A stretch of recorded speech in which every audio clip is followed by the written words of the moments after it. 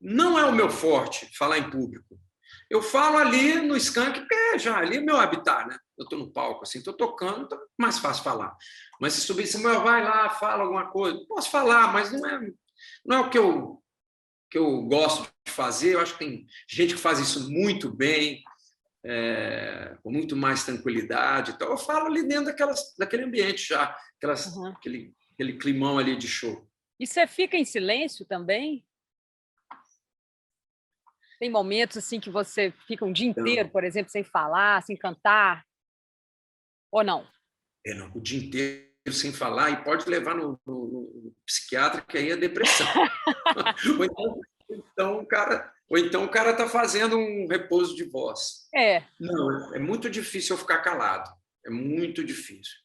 E eu gosto muito de cantarolar. Eu peguei isso um pouco da minha mãe, assim. Dentro de casa eu canto e quando eu estou perto dos meus filhos eu canto, fico mexendo com eles. Quando eu estou perto de criança, né, eu tenho meus afilhados, as sobrinhas da Laura, e elas são pequenininhas, eu fico o tempo inteiro inventando música para elas, assim como eu fazia com o Juliano e com a Ana quando eles eram pequenos.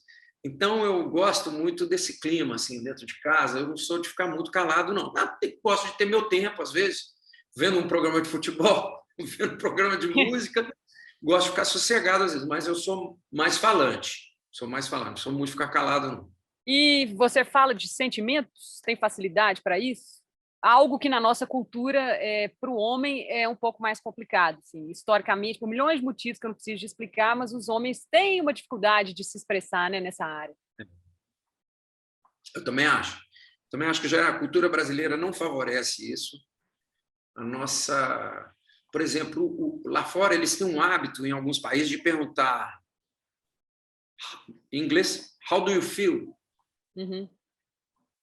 Em ocasiões, tipo, você está num show, você está vendo um filme, você está trabalhando, te perguntam como você está se sentindo.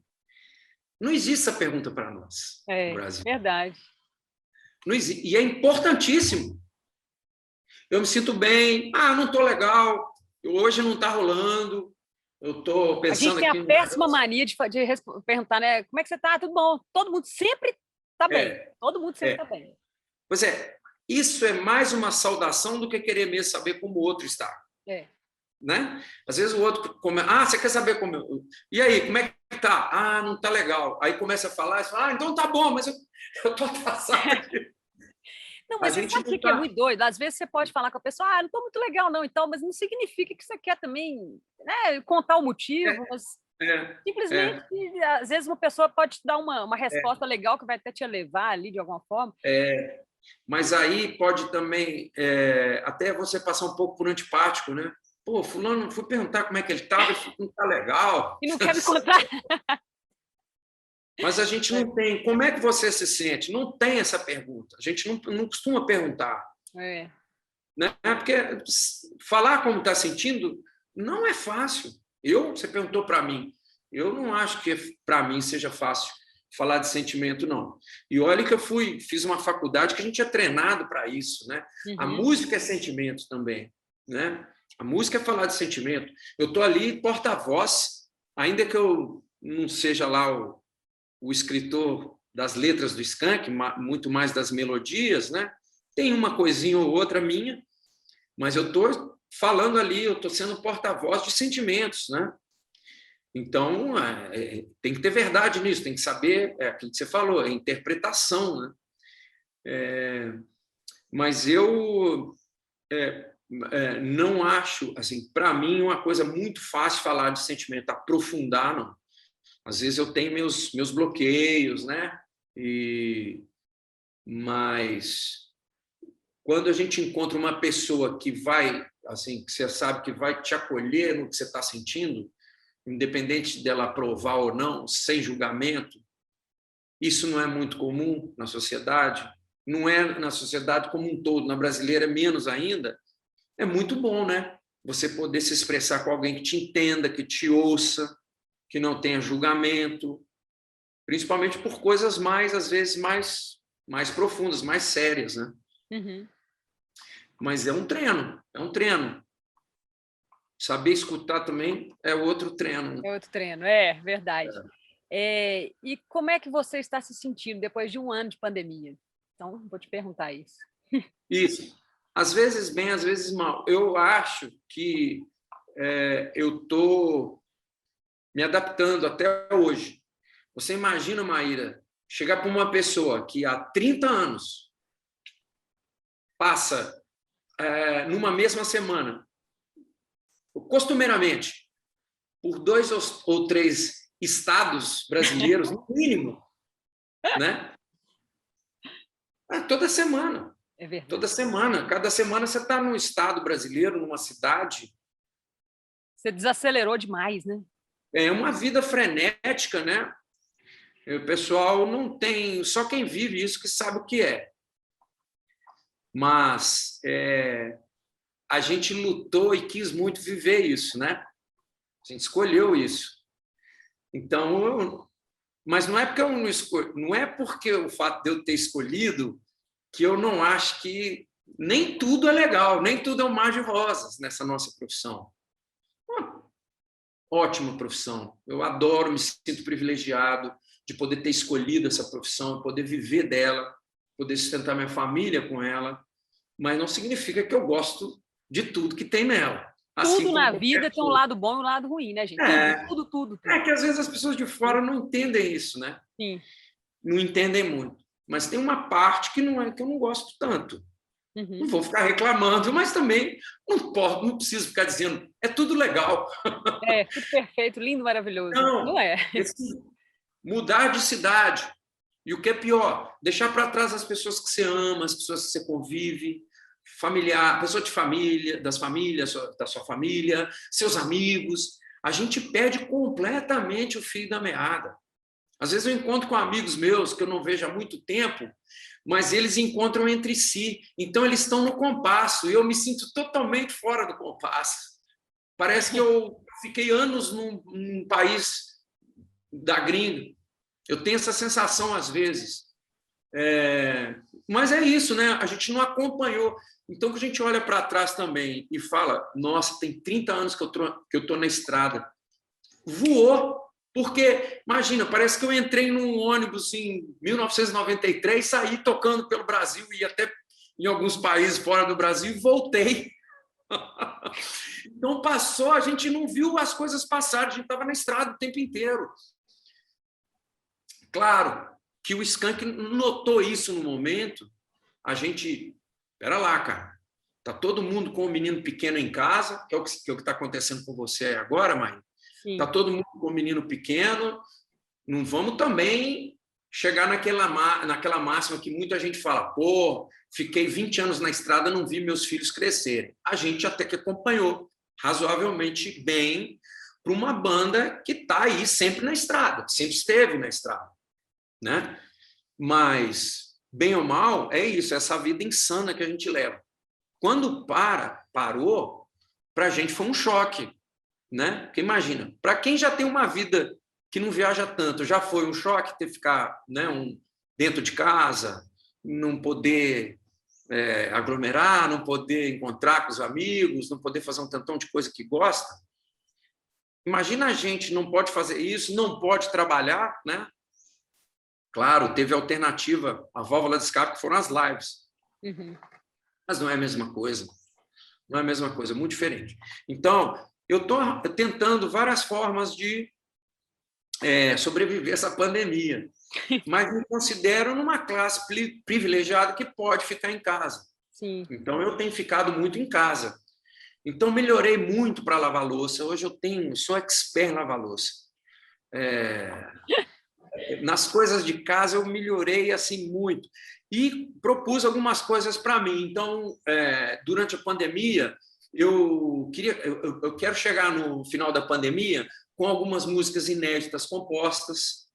Eu quero chegar na pandemia com uma coisa que eu consegui fazer, que era o meu canal do YouTube. Eu queria dar uma incrementada nas minhas redes sociais. Então, fiz o canal do YouTube, tem 5, 6 meses, já estou lá com mais de 50 mil pessoas que estão me aguentando lá, enfim. eu conto um pouco da história do Skank, a minha história na música. Pode saber que meus seguidores aqui também vão te acompanhar a partir de agora. Pois é, então estamos A gente vai convidados. trocando. E prometi para mim mesmo que eu não chego no final da pandemia sem acabar o Grande Sertão Veredas, que eu estou no meio, mas estou correndo para terminar ele. Li um outro livro também muito gostoso, que é Metrópole à Beira-Mar. Por que eu estou falando desse livro? Que é do Rui Castro, que é um cara que eu gosto, um escritor que eu gosto muito. E ele começa exatamente falando do carnaval de 1919, que foi um carnaval maravilhoso. Já tinha acabado, era o fim da pandemia da gripe espanhola. Olha que coincidência. Legal demais. Que loucura. E muito parecido com o que a gente está vivendo, né? Muito, muito. E 100 anos depois, em 19 mais, mas a pandemia começou em 20. E ele contando a euforia das pessoas naquela época, o carnaval como foi legal, as músicas. E eu também vislumbro isso na hora que acabar.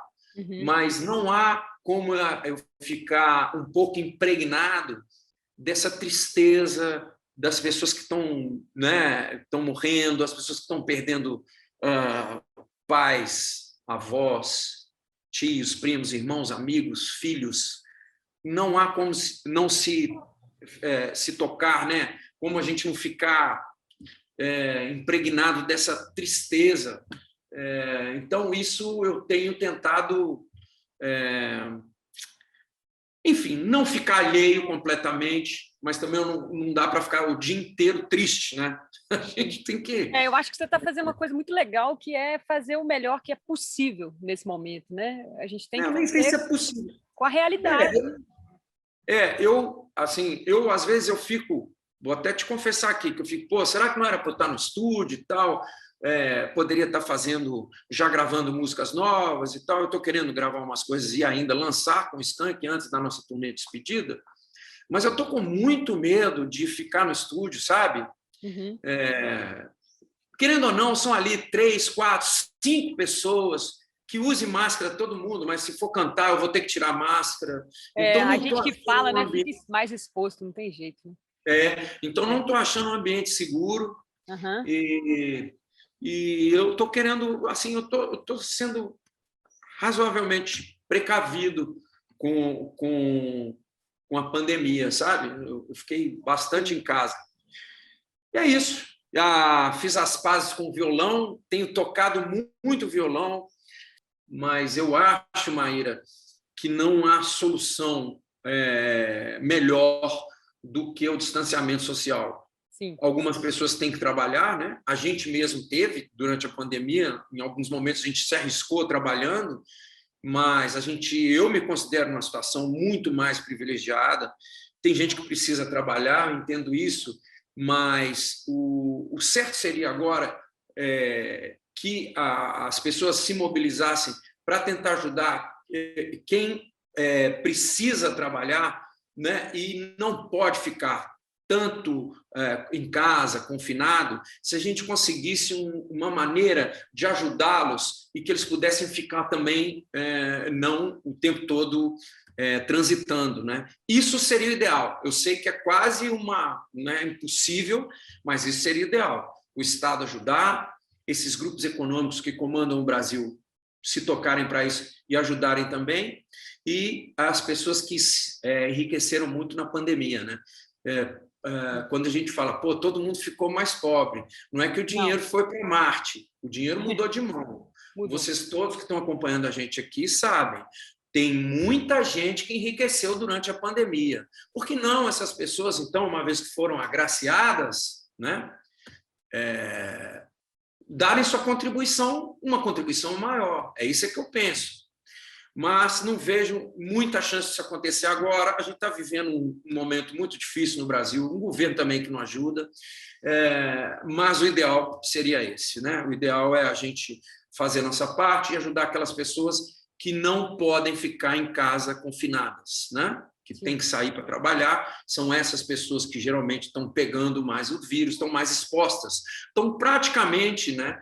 Se a gente pensa que não tem que ir para a rua, né, como alguns imbecis já falaram, tem que todo mundo para a rua, tem que continuar, é fácil, né? Mandar a galera toda, o povão, para uma roleta russa, né? É fácil, não é ele que está indo, né? Então, muito fácil. Bota aí todo mundo e os coletivos empapuçados de gente, enfim, todo mundo ali exposto ao vírus, né? Um vírus também que, pelas circunstâncias, no Brasil veio uma cepa mais grave ainda. Enfim, então é muito fácil mandar todo mundo trabalhar, né? Vamos trabalhar todo mundo e vocês ficam aí nessa roleta russa, quem pegar, pegou. Não é assim, né?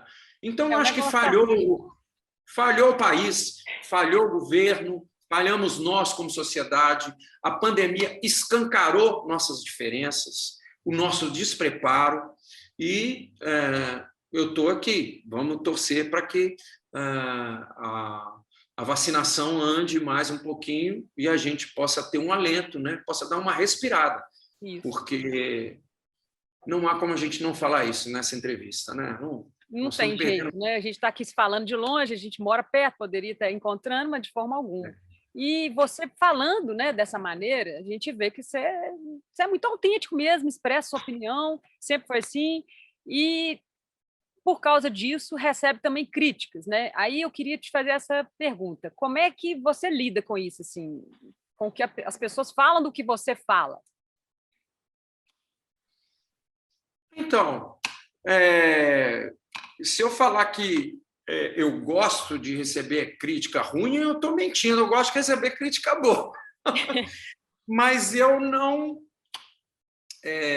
vamos dizer, eu não renuncio a algumas ideias, a colocar algumas ideias, a mostrar minhas preferências, com medo de tomar a porrada dos outros, né?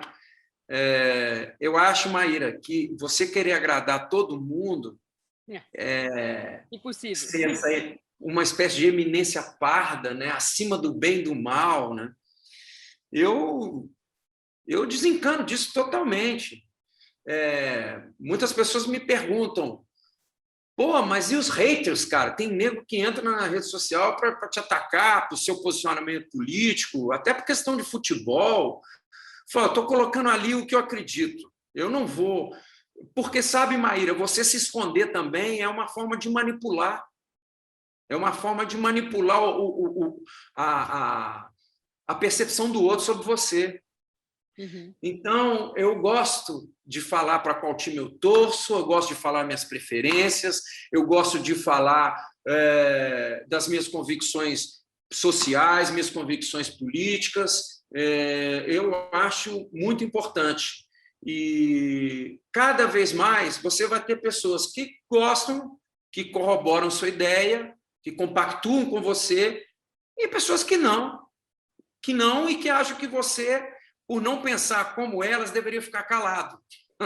A gente tem que aprender também a lidar com os diferentes, né? Porque não significa que você torce para um time diferente, eu não vou gostar da sua música. Eu acho que também a gente está precisando aprender muito a conviver com a diversidade, né? Não estamos sabendo.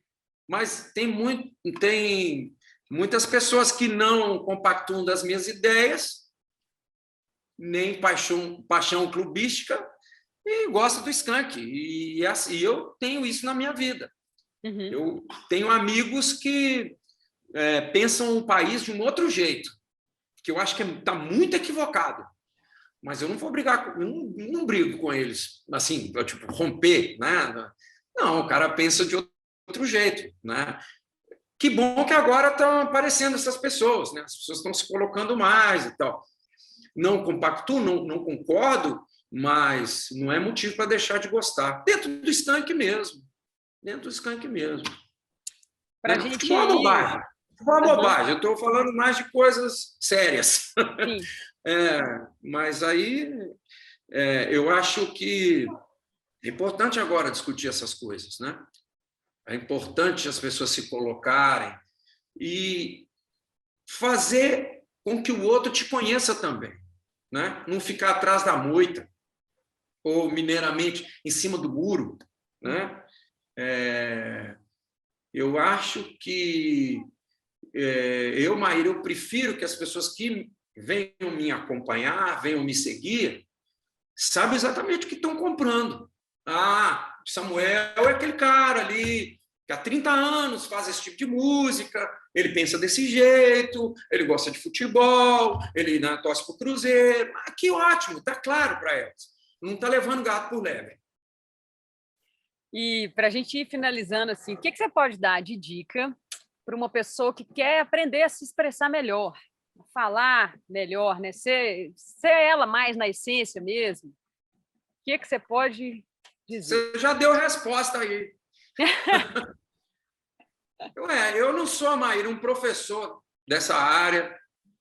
Eu fico até agradecido assim, com suas considerações, mas eu aprendi na marra, aprendi na prática, como eu falei no início da entrevista, né? Mas um caminho que vamos dizer, imperativo, preponderante, é esse que você falou.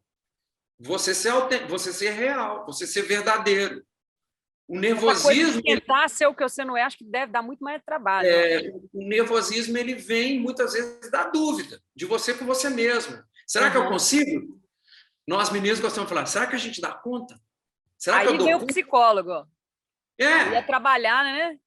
Pois é, mas aí você pergunta, qual o problema se não der? Né? Se não conseguir? Errar, né? Eu acho que eu não vou ter aprovação das pessoas. Eu acho que eu não vou ter a minha aprovação, vou ficar muito decepcionado comigo. Aí aí que você chega no lugar. As pessoas têm medo de ficar decepcionadas com elas, frustradas com elas, e se abandonarem, né? Falou, eu sou... É o início da depressão, né? É o eu real do eu ideal. Uhum. Eu não sou como eu pensava ser, como eu queria ser. Então, isso às vezes causa uma frustração muito grande. Então, a pessoa se testa também. Quando ela vai falar em público, ela, mais do que falar, às vezes, ela está também se observando. Vamos ver, Samuel, você consegue falar? Mandou mal, mandou bem. Entendeu? Um auto-observador. A Você já viu? mente A gente se auto-observa. Isso é uma merda. Isso é uma merda. Quando você está convicto de uma coisa, precisa falar, você está seguro dela, até dos seus erros, dos seus defeitos. Então, você falou verdadeiro, né? Quanto mais verdade, menos tensão, menos dúvida. Não é que a gente consiga ser verdadeiro o tempo inteiro. Vamos admitir nossas limitações humanas e pecados também. Mas, quando consegue ser verdadeiro, sem, vamos dizer, sem tentar passar uma imagem, uma coisa que você acha que é o ideal, isso tem menos tensão. Sim. Bem menos tensão. Ótimo. Né? Isso mesmo, maravilhoso. Queria te agradecer, né, mais uma vez, pela prosa. Né? Eu que agradeço. Nossos papos sempre bons. Isso, estamos à disposição. Dessa vez a gente não falou de futebol quase, né? Porque já teve outros papos que foram só nessa área, mas eu falei, não, vamos falar de outra coisa, porque esse lado do Samuel, eu queria muito falar sobre a sua voz e achei muito bacana. Acho que muita gente vai se inspirar em você, vai continuar se inspirando, e mais ainda agora, né? Se eu puder ajudar alguém, eu fico muito emocionado, Maíra, quando eu vejo trombo com alguma banda, algum garoto assim que fala, poxa, escutei muito Skank, escuto, gosto muito, me ajudou muito e tal. Tenho vivido isso, sabe? E eu fico muito feliz, porque eu vivi isso e vivo com artistas que eu gosto também, que eu admiro, que eu sou fã. Então, é o que eu falei, eu acho, às vezes, viajar na frequência que a gente viaja, muito chato, mas subir em cima de um palco e ver que as pessoas estão felizes ali. É aquela sexta-feira que ela se preparou para ir, ela está levando o marido, a mulher, o namorado, os amigos, o primo, sabe? Eles combinaram, eles compraram os ingressos, estão ali felizes, estão cantando aquelas músicas que são relevantes para eles. Olha, eu vou te falar, isso não tem como a gente mensurar, sabe? Não tem como dimensionar o retorno que é isso todo final de semana. Eu me sinto muito privilegiado, muito sortudo por viver isso. Cada trabalho tem sua recompensação, né? Sua forma de... Desculpa, sua compensação. Essa é a minha maior.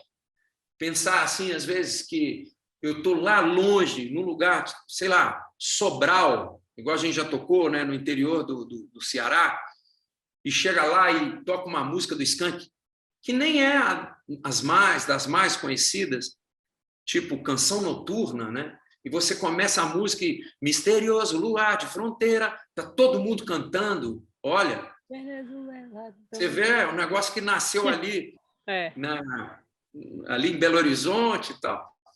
Belo Horizonte, maravilhoso. É muito bonito, é muito, como eu falei, é muito gratificante. Então, eu estou sentindo muito falta disso.